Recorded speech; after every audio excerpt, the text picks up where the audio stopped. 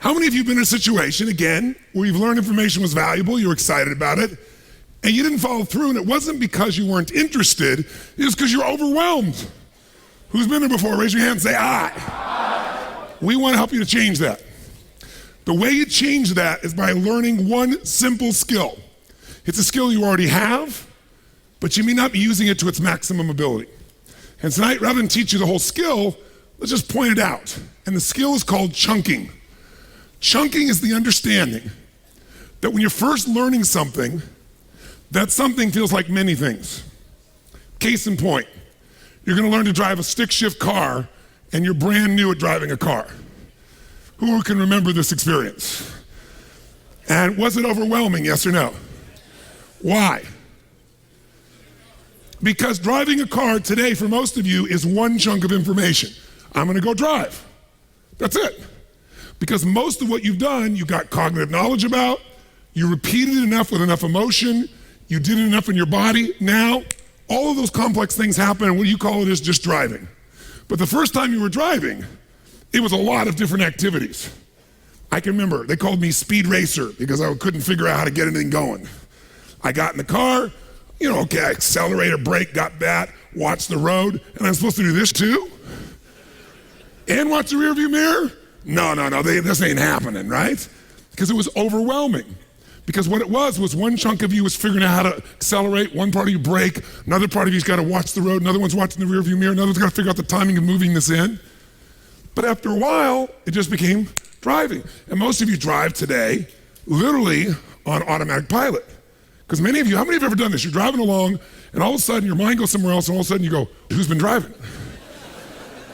Who's had that experience before? Say aye. Well, who's been driving is your subconscious mind, the part of you that makes your heart beat 100,000 times a day without you having to think about it even when you're sleeping. And your subconscious absorbs way more when you're in a position of total absorption like you are here, immersion, more than your conscious mind does. But what will make you confident and help you is if you can design a few triggers or a few ways to take all this math stuff and break it into the way most people learn. Most people think 1, 2, 3, mini. They get past 3 chunks and they get a bit overwhelmed. So we have these 7 tools that we're giving you, these 7 pillars. The first one we spent the morning on was this concept of taking stock. And there are these 5 questions. That's the first pillar. Once that's in place, now we focus on the second one, innovation and marketing, which we're gonna touch on tomorrow and we touched a little bit on today. Then we go to the third one. It's strategy versus tactics.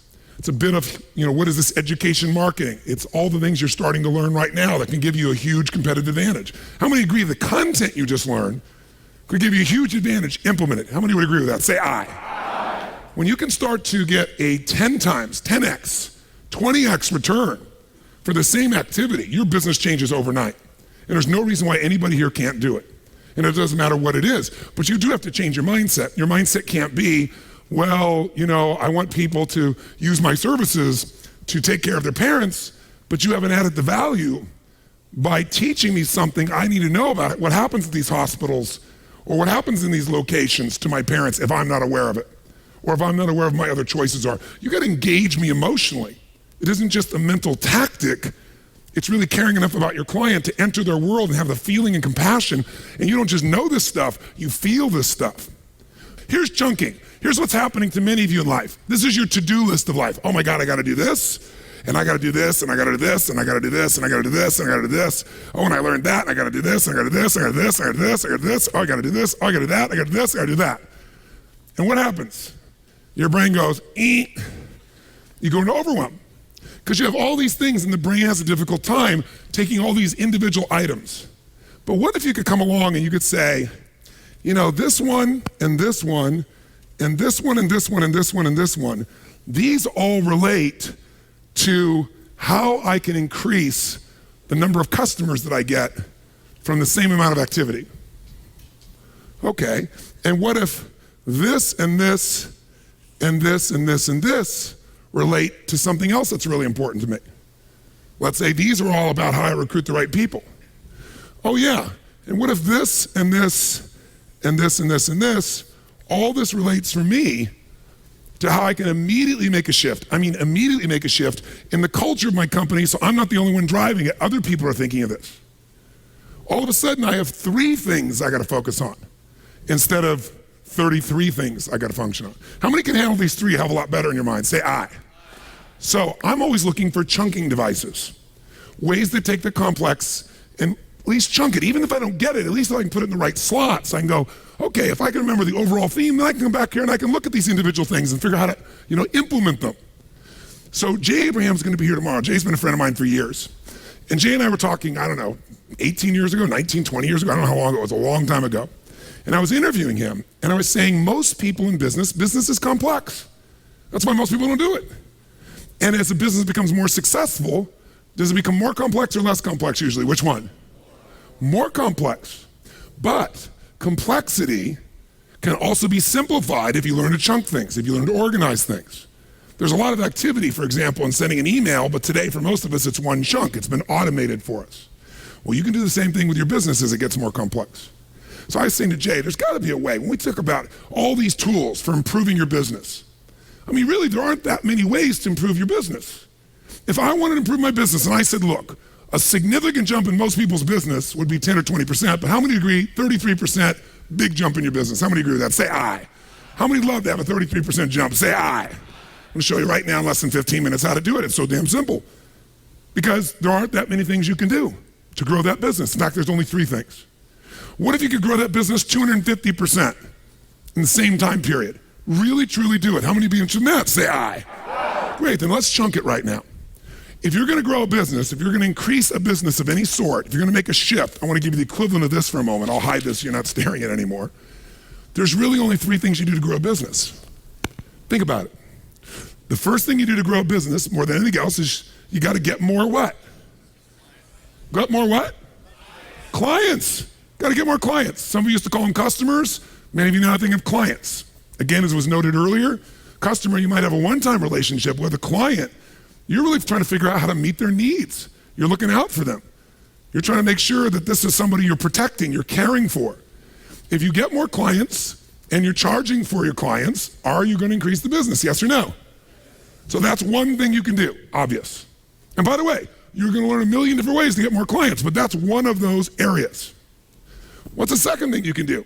There's only 3 things you can do. You can get more clients, and you can get, each time somebody buys, to get them to buy what? More. That's the only other thing you can really do. Get more clients or get them to buy more. Make an investment. It can be more money, more price, or a greater price per unit.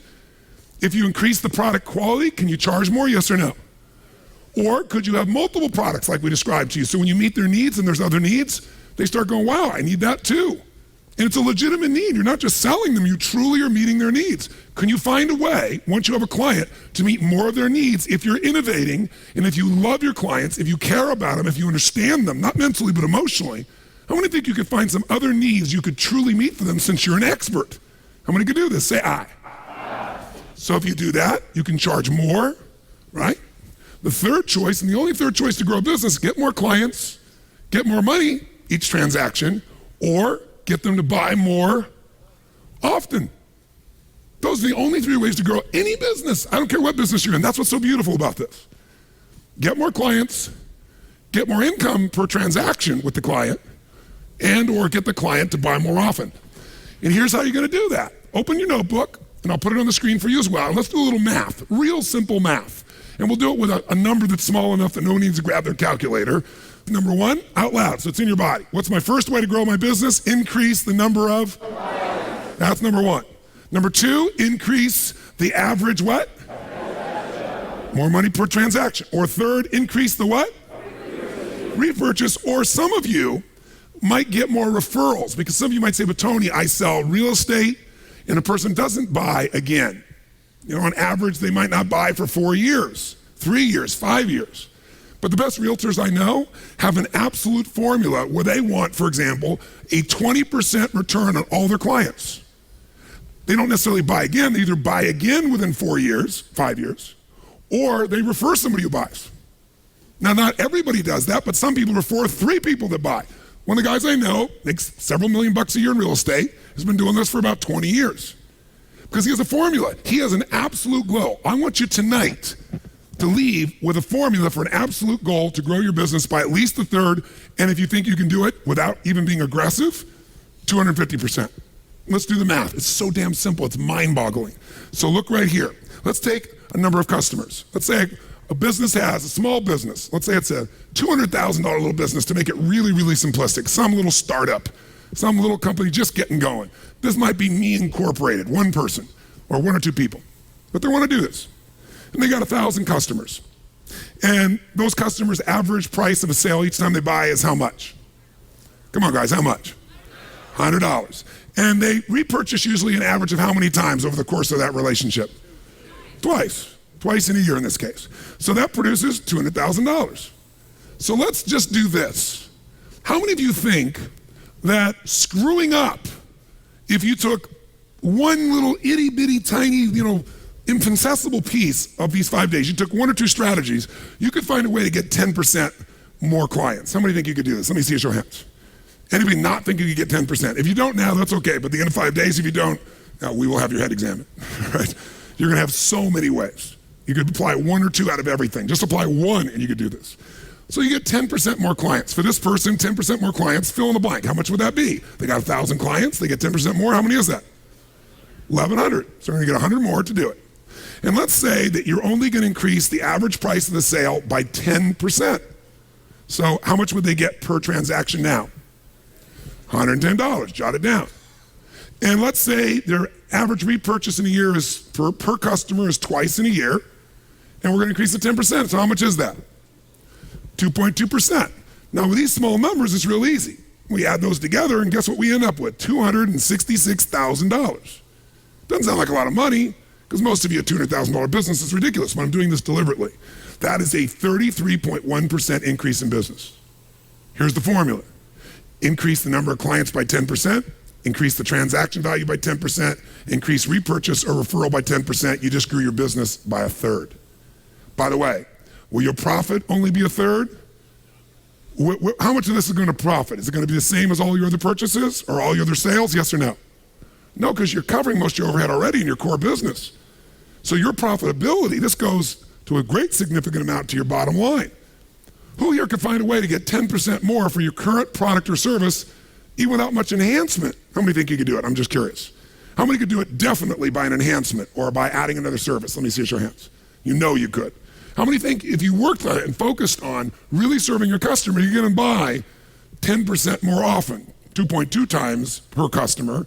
How many think you could do that? Great. 1/3 business growth. I want you to get how simple this is. Now, if you wanted to get a little bit more aggressive, and most of you in this room certainly should, let's take the same little business, and let's say we're gonna increase the number of clients, not 10%.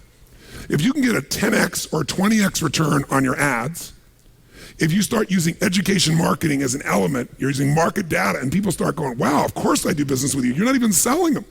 You're just telling them the truth. You're adding value to their life. If you just took one or two or three of these strategies, and you're just a little bit more aggressive, you hired some salespeople. You're in you're in toddler, and you go hire some salespeople. Before you think you couldn't afford it, but now you go, you know what? I'm gonna figure out what the value of this customer is, and I'm gonna pay disproportionately for some of these people. Or I'm gonna do an educational strategy like we saw, where I can give them more income. I'm gonna hire some more salespeople. Or you're in that stage of young adulthood, and you say, you know what? We're gonna get much more efficient. I'm not gonna keep mailing to everything. I'm gonna find a more efficient way to get my clients. Whatever it is. Let's say increase them by 33%. 33% would be 1,330 new clients. Say it took you a year to do that. And by the way, let's say we increase the value per sale by 25%.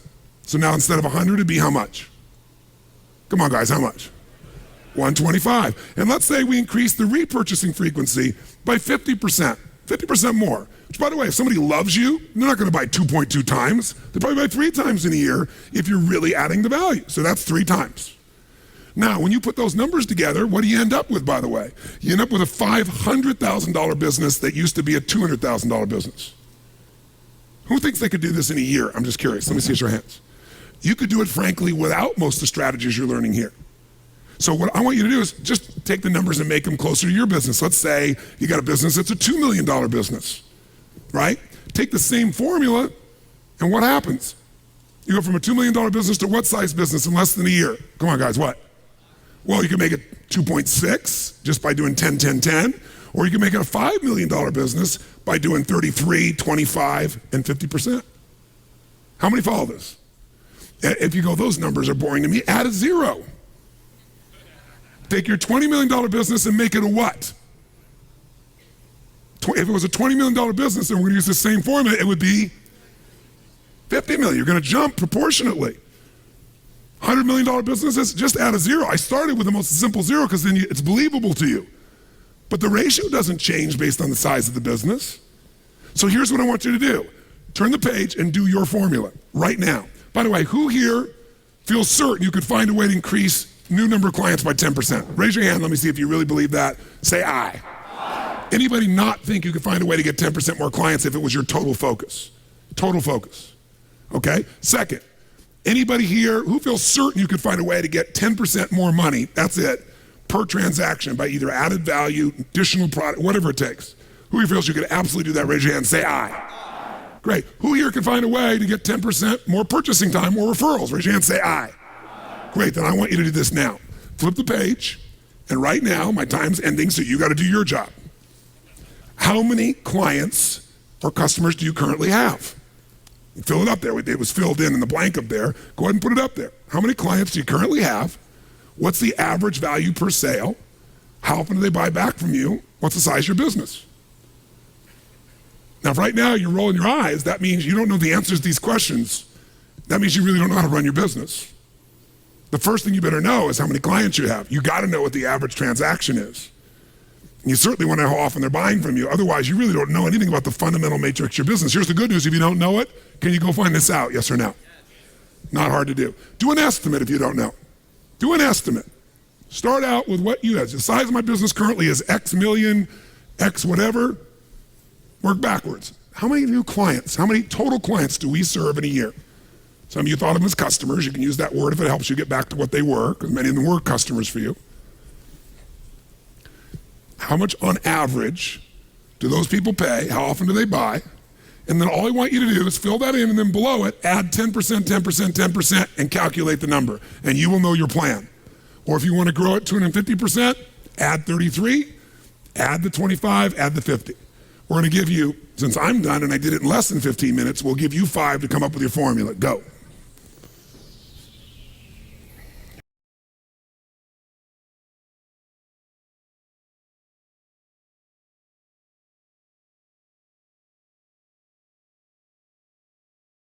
How many have been able to complete this? Let me see your hands. How many have come up with this?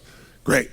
If you got a question, 2 or 3 quick questions, I try to answer a few. The biggest question I'm hearing from several people, Mark, were you over there? Where are you, Mark? Yeah, Mark, would you share your question so we give a perfect example? Give me hands. Mark, ladies and gentlemen. No, I said it's Mark, ladies and gentlemen.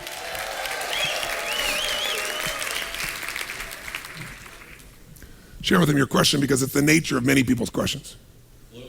Tell them what business you're in too, if you would. We're a commercial general contractor, so we build hotels, casinos, retail around the country, and obviously the market's changed quite a bit. Our sales are off by about 50%, and my question is how can I increase the average dollar per sale when no one's buying, and increase the customer base as well when everybody is price driven and there's just not a whole lot of that type of work going on these days. So 2 things I want you to notice. Ask and you shall what? Ask a lousy question, you get a lousy what? How come I can never lose weight? Because you're a pig. If you ask that question of your own mind, your brain's gonna go, because you're a pig. I'm using the example of what happens in people's minds. How many know what I'm talking about here? Say aye. If you say, how can I lose weight? Your brain will say, well, go on a diet, but that's painful, so I'm not doing it. But if you said, how can I lose weight, totally lose weight, and completely enjoy the process, and you kept asking that question, expecting an answer from a state of what? Uncertainty or certainty? Which one? Certainty. Your brain goes, you know, years ago I used to play racquetball or basketball one-on-one or something, and I wasn't really exercising. I was having what? And I was in the best shape of my life. If you ask a better quality question with an absolute expectation, you keep asking it, you're going to get an answer. But notice the questions he asked me. They both had built-in presuppositions that they couldn't be fulfilled. How do I do this when it's impossible is basically what he said in both questions. How many follow this? So I didn't let that happen. I just said to him, I didn't say, oh no, the market's going to change, or oh no, people will pay more money. I didn't see either one of those things. Instead, I met his world. I came to him instead of saying, well, just as you heard with roofing contractors, you can absolutely change somebody who's price-driven to something else with education marketing. When I start to see it's more risky to pay that price, but that's your job to come up with that core story. I didn't tell him that. That would have been one way to do it. I said to him instead, when you're trying to do this, you're presupposing that this is the only product you can offer. You're presupposing this is what we do. We do about 6 projects a year, he told me, of what, $5 million each? Yeah, $5 million each. So we have this $30 million business. We do these 6 projects, $5 million each. And you know, the market's just not doing it right now. And I said, maybe it's time for you to invent a new product. Remember, what is business? Innovation and marketing. If you're not going to innovate, you're going to eat it. You can market all you want. Sometimes you have to innovate. And I said, what season do you think the industry's in right now? What season is it in? Well, winter. I said, how long do you think winter's going to last? He said, about 1.5 years. I said, I hope so. How many think it could be more than 1.5 years for the construction industry? Everybody in everybody else's industry except his seems to think that. The reason is because we don't want to face the level of change we need to make, even though it may be the best thing that ever happened to him. Let's assume that 1.5 years from now, the industry explodes and new casinos are opening all over Vegas. Let's just assume that all came together perfectly. Then he'd be back in the business he was in. Maybe the greatest thing that ever happened in his entire life was this thing collapsing. Because now he has to create something brand new with the same resources, people. He thinks, wow, there's a different need out there. There's a need right now. People are aging. I'm making this up. This is completely wrong. People are aging, and the only place they can go is these, not even hospitals, these horrible places nobody here would want to put, who had any caring for their parent, would want to put their parent. And yet people at the same time can't take care of them at home very often. What if we built facilities that were like residential facilities? Completely wrong idea. And we did them in partnership with the state that has funds for it. And oh my gosh, we could do something that actually took the millions of people that are getting older, the baby boomers, they're turning 65, one every 10 seconds. And wow, the value of that real estate's going to go up because, by the way, that real estate's a necessity. This real estate's an accessory. Now, it's very different. We might not do $5 million projects. Maybe we do, instead of 6 $5 million projects, we do $31 million projects. Maybe we do 35. Maybe we make $35 million. And oh, by the way, you know, you're not negotiating across the table with somebody like Steve Wynn. We might actually have a better margin. You know, instead of a casino. I'm making this up. It's probably the stupidest idea on earth. The point is there's an idea that isn't stupid. How many follow what I'm talking about here? See, when I'm listening to you guys, my brain's racing, and my brain's racing going, get out of your box. Your box is, this is my business. No, that's not. Your business is resourcefulness. Your business is meeting needs. Your business is adding more value to people than anybody else dreamed of. Your business is your creativity. Your business is your people and resources and ideas. When you start falling in love with your product, you're screwed. Because eventually that product's going to be out of date no matter how good it is, no matter how many years or decades you've been doing it for. And I said, by the way, what if it's not turned around 1.5 years from now? Wouldn't now be the time for you to be coming up with a new product or service? How many follow what I'm talking about here? Somebody asked me a similar question saying, you know, I'm in the business of insurance, and the clients I get, the price is fixed by the insurance companies. And, you know, they don't really do the referrals. I said the same thing. You have this delusion that this is the only product you can sell. Maybe the way you do this formula is you keep that business fixed, but now you have the new business with this ratio of these new products or services you can offer the same clients. This is the creativity. This is what's going to change your life and business. By the way, in the beginning it's scary, or maybe it's exciting. Maybe there's a part of you that's been yearning for a long time to be growing again and feel alive, because progress equals happiness. He starts making progress on this, even if he's not there yet, he and his organization will come to life. People are going to feel like, man, this is it. Maybe this really was a gift. The guy that worked for Lehman Brothers, or woman, who used to get up out of Connecticut or wherever they were and get on the train and spend 3.5 hours going back and forth to work every day. And they got to be there by 6:37 or 8 in the morning, and they get home at 10 or 11 at night, and they don't know their kids, and they don't know their husband or wife, and their health is deteriorating, and they're making lots of money. Maybe the best thing that ever happened in their lifetime was for Lehman to go under. Because now they get to reinvent their life based on the new season and the new nature and what they really want and why they're doing it all in the first place. Is this making sense to you? Yes. These guys, these next 4 or 5 days, give yourself the gift to say, I'm going to work harder than I've ever worked on the business. Not in the damn thing. You guys work hard in your business all the time. We all know this distinction intellectually, but how often are you really doing it? That's why we'll go day and night. Listen, I can make this a hell of a lot easier on me and you. I can just pop in and out and do nothing. I want to make sure when you leave in these 5 days, you leave with a plan that you can look yourself in the eye of anybody else and go, if I screw up, it's going to be like this. That's the goal we have here. And so you don't have to do it all. But I do suggest this. The other way you chunk is when all that stuff's in your head, you still got it in short-term memory right now, but you won't by morning. Now you may have written it down, but you're going to then have to take time to go review all this stuff again. So here's what I do as a practice. When I want to master something, when I was learning neurolinguistic programming, I'd sit in a class and we'd go all day, and their idea was like, 9 to noon and then noon to like 3, and everybody's like, wow, that was a long day, right? See, my view is if you're really building something and you got this, and people go, well, I have no time to build a business. I'm working, 9 to 5. Well, what are you doing from 7 to 2? That's the second shift. If your business isn't going, that's the shift you better take on. Because your family deserves it, you deserve it. If you did it for a short period of time, you'll have such a new momentum that you can have a job that's working 3 or 4 hours a day. But if you don't do what's necessary, when it gets winter, I got to tell you something. You got to work harder in winter. You got to go out and chop the wood and bring it in. But you also can ski and snowboard and do all those other cool things. It's a different game. But here's what I do right now. You got so much you pulled in today. Here's what I did when I learned NLP. I'd sit down and I would just write out 2 lists. One list was every principle or distinction I could pull out of my head while it was still there. I made myself see everything you've ever seen, heard, tasted, touched, or smelled is in your nervous system. But it gets stored. But if you don't retrieve it in a short period of time, you don't get the ability to really retrieve it very well. It's not linked up. But if while it's in your memory, you quickly go grab it, you set up the retrieval system, you'll be able to get it again. So I'm going to ask you to do this every night. We're going to do it right now for just 5 minutes. So what distinctions did you make today that could absolutely change your business forever? Well, you just learned one.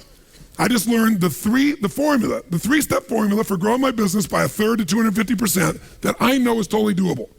So I'd write down the principle, and I'd write down if there was an action item.